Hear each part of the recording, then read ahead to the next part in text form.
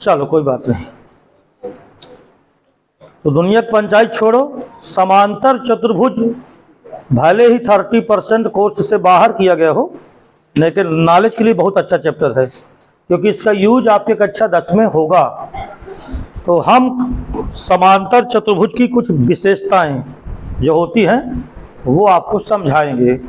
जैसे सबसे पहली विशेषता ये है कि किसी भी समांतर चतुर्भुज का अगर आप विकर्ण खींच दो, किसी भी समांतर चतुर्भुज का अगर आप विकर्ण खींच दो तो वो उससे दो सर्वांगसम त्रिभुजों में क्या करता है, विभक्त करता है। तो सबसे पहले इसको समझते हैं कि ऐसा क्यों होता है। और ये जो प्रमेय है ये आपकी पहले वाली प्रमेय से ही आएगी। सर्वांगसम त्रिभुज पढ़े हो ना आप, उसी का यूज करना है हमको। तो सबसे पहला लिखो, नंबर 1, किसी समांतर चतुर्भुज का विकर्ण उसे दो सर्वांगसम त्रिभुजों में विभक्त करता है। हाँ, इसको समझाना है ना। किसी समांतर चतुर्भुज का विकर्ण उसे दो सर्वांगसम त्रिभुजों में विभक्त करता है।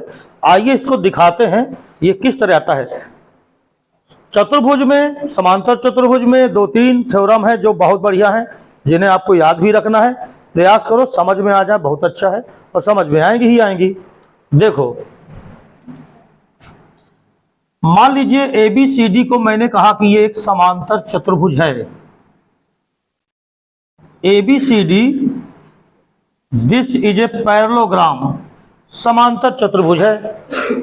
जब कोई चतुर्भुज समांतर अच्छा, ये बताओ प्रमेय को मालूम तो ही है आपको कि कैसे लिखा जाता है।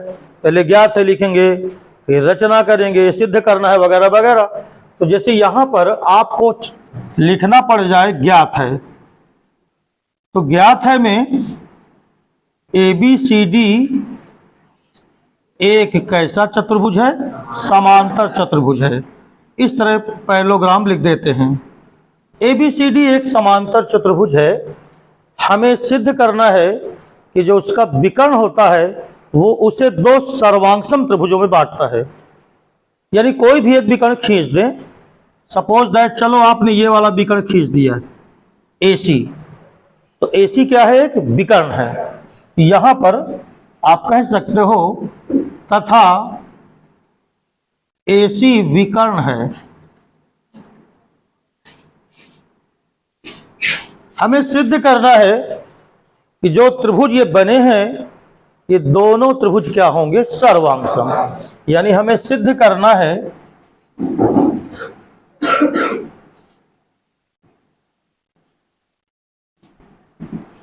कि त्रिभुज ABC, ये त्रिभुज दिख रहा है ना, ABC, ये सर्वांगसम होगा त्रिभुज CDA के। ये सर्वांगसम सिद्ध करना है कि त्रिभुज होगा CDA के। अब देखो, नाम मैंने जो लिखा है ना, अगर आप यहां पे नाम एक बार गलत लिख जाओगे तो जब सर्वांगसम लिखना तब बिल्कुल सही लिखना, संगत बिल्कुल। ABC, इसको दिखाना है कि सर्वांगसम है त्रिभुज CDA के। बहुत ही आसान है। सबसे पहले आप इसकी उपपत्ति देखो। उपपत्ति क्या है, यानी कैसे हम इसको सिद्ध करेंगे।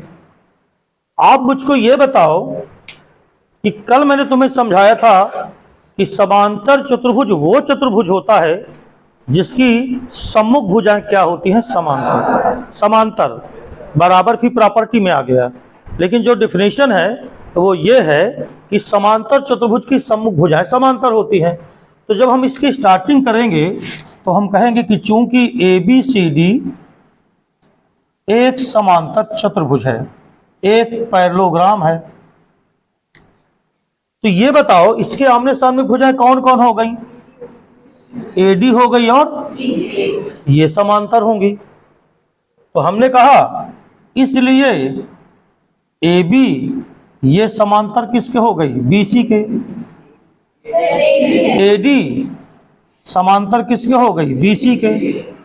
और जो AB भुजा है वो किसके समांतर हो गई, DC के। ये भुजा इसकी समांतर हो गई। आप पढ़ चुके हो कि दो समांतर भुजाओं को कोई एक तिर्यक रेखा काटे तो एकांतर कोण क्या होते हैं? बराबर। तो अगर मैं नंबरिंग डाल दूं कोणों की, जैसे इस कोण को मैंने 1 कह दिया और इस कोण को मैंने 2 कह दिया और इधर वाले कोण को मैंने कह दिया कि ये 3 है और ये कोण क्या है? 4 है। तो देखो सुनो, अगर मैंने कहा AD ये BC के पैरेलल है तो दिख रही है आपको, और इन दोनों समांतर रेखाओं के लिए जो तिर्यक रेखा बन रही है वो कौन? AC। तो AC बताओ कैसी रेखा है? तिर्यक रेखा है। इतनी बात समझ में आ गई? दो समांतर रेखाएं हैं। पहले अगर मैं AD को समांतर कह दूं कि ये किसके है? BC के है, तो ये तिर्यक रेखा काम करेगी। तो बताओ ये ऊपर वाला कोण 1 ये किसके बराबर होगा? चाहे मैं कह दूं कि 2 किसके बराबर है? 1 के, चाहे जैसे नाम ले लो। तो इसलिए त्रिभुज ABC तथा त्रिभुज CDA में इन दोनों त्रिभुजों को ले लो। पहले ये वाला ले लो फिर ये वाला ले लो। तो चूंकि पहले तुमने इसका नाम ले लिया तो पहले कोण 2 कह लो और बाद में कोण क्या कह दो? 1। तो इसलिए कोण जो 2 है वो कोण किसके बराबर? 1 के। बताओ कोष्टक में क्या लिखेंगे? एकांतर कोण। अब ये ऊपर समांतर लिख ही चुके हैं हम लोग, तो कोण 2 किसके बराबर? 1 के। और ये बताओ कि जो कोण 4 है इधर वाले त्रिभुज में है 4, वो इधर किसके बराबर? 3 के। तो कोण 4 बराबर कोण 3, ये भी कैसे कोण?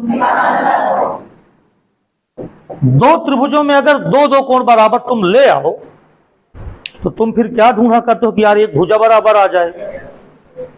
ढूंढते हो कि नहीं ढूंढते हो? तो देखो मैं 2 कोण बराबर ले आया। 4 को कहा मैंने 3 के बराबर, एकांतर कोण। 2 को मैंने किसके बराबर कहा? एकांतर कोण। ये जो भुजा तुम्हें AC दिख रही है वो इधर भी त्रिभुज में है इधर भी त्रिभुज में है। तो बताओ AC कैसी भुजा है? उभयनिष्ठ। इसलिए हम ये लिख सकते हैं कि जो AC है वो बराबर किसके है? AC के। ये हो गया उभयनिष्ठ भुजा। अब तुम ही बता दो कि जब दो त्रिभुजों के दो कोण बराबर हम कर ले गए और एक भुजा बराबर हो ही गई तो क्या ये ASA थ्योरम है? इसलिए ASA सर्वांग समता से, और सर्वांग समता आप पढ़ ही चुके हो, तो बताओ क्या ये दोनों त्रिभुज सर्वांग सम हो गए? तो त्रिभुज ABC ये सर्वांग सम हो गया त्रिभुज CDA के। अब मेरी बात सुनो, प्रमेय तो मैंने किया कि किसी समांतर चतुर्भुज का विकर्ण उसे दो सर्वांगसम त्रिभुजों में विभक्त करता है। प्रमेय तो मैंने ये वाली लगाया, एक प्रमेय। लेकिन इसको सिद्ध करने के बाद हम इसमें और क्या क्या प्राप्त कर सकते हैं, ये बताओ। जब दो त्रिभुज सर्वांगसम होते हैं तो उनकी सभी संगत भुजाएं बराबर और सभी संगत कोण। तो ये बताओ, मैं लाया तो त्रिभुजों को सर्वांगसम, लेकिन इससे मुझे एक चीज और सिद्ध होने को मिल गई, इसके सम्मुख भुजाएं भी क्या होंगी? बराबर। ये दोनों त्रिभुज सर्वांगसम अगर हो गए तो AB की संगत कौन है? CD। इसका मतलब ये हो गया कि मैं कह सकता हूं कि AB किसके बराबर?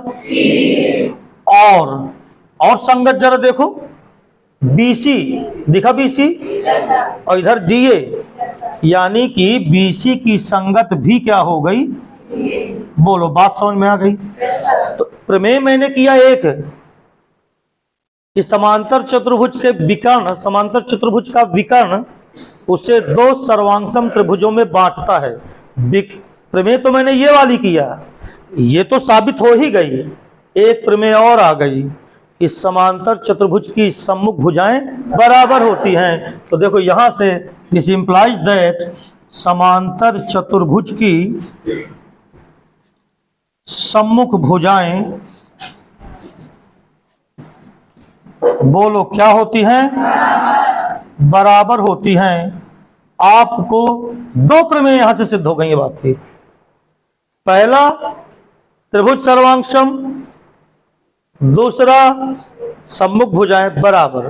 तो बताओ, आज से जान गए किसी समांतर चतुर्भुज में सम्मुख भुजाएं क्या होती है? बराबर। This is the property number 2, theorem के रूप में ले लो। और अब आगे अगर हम कोई क्वेश्चन लगाते हैं और अगर हमें मिला कि समांतर चतुर्भुज कोई है, तो क्या हम ये कह पाएंगे कि उसकी आमने सामने की भुजाएं क्या होती हैं? बराबर। कह पाएंगे कि नहीं कह पाएंगे? साबित हो गया कि नहीं हो गया? Very good. अब सुनो, एक और इसी से साबित कर लो। ये बताओ, ये जो आया ये आपका सीपीसीटी से आया है? सीपीसीटी मतलब corresponding part of congruent triangle. फिर से सुन लो, करेस्पॉन्डिंग पार्ट, संगत भाग ऑफ कॉन्ग्रुएंट ट्रायंगल। सर्वांगसम त्रिभुजों के सभी संगत भाग आपस में बराबर। कोई दिक्कत? चलिए, ये आपकी थ्योरम नंबर 1 और आ गई। तो अब इसको अलग से ना पढ़ना पड़ेगा। फिर ये बताओ, चूंकि त्रिभुज जो सर्वांगसम लिखा है वो मैं फिर से लिखता हूं, ABC, नाम बिल्कुल मैंने सही लिखा इसीलिए, और इधर क्या है? CD है। ये सर्वांगसम है। सर्वांगसम त्रिभुजों का नाम मैंने सही कैसे लिखा है? देखो, 4 किसके बराबर था? तो A का संगत कौन माना जाएगा? C। 2 माना जाएगा। A का संगत, एक न हो बोला मैंने, A का संगत कौन माना जाएगा? C।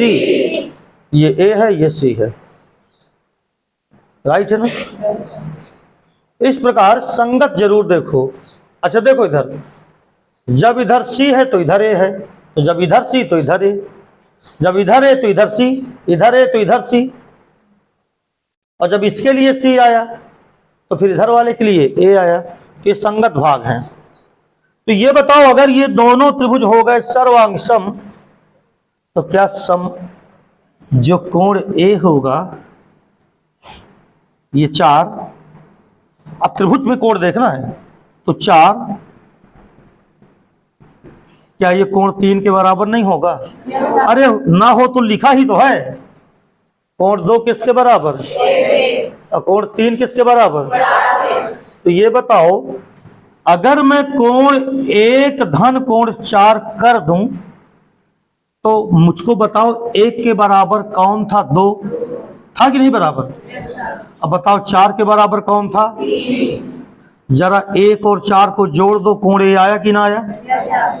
और कोण 2 और 3 जोड़ दो, कौन सा कोण बना? एक प्रमेय और आ गई कि समांतर चतुर्भुज के सम्मुख कोण क्या होते हैं? बराबर। तो 3 चीजें सुन लो ध्यान से। किसी समांतर चतुर्भुज में, ये तो उसके डिफिनीशन में आएगा कि आमने सामने की भुजा क्या होती है? समांतर। ये डिफिनीशन में आ जाएगा। प्रॉपर्टीज में पहली प्रॉपर्टी, किसी समांतर चतुर्भुज का विकर्ण उसे 2 सर्वांगसम त्रिभुजों में विभक्त करता, नंबर 1। दूसरा, आमने सामने की भुजाएं क्या होंगी? बराबर। तीसरा, आमने सामने के कोण क्या होंगे? तो 3 प्रमेय तो एक में मैंने शामिल कर दिया, राइट है? नोट करो।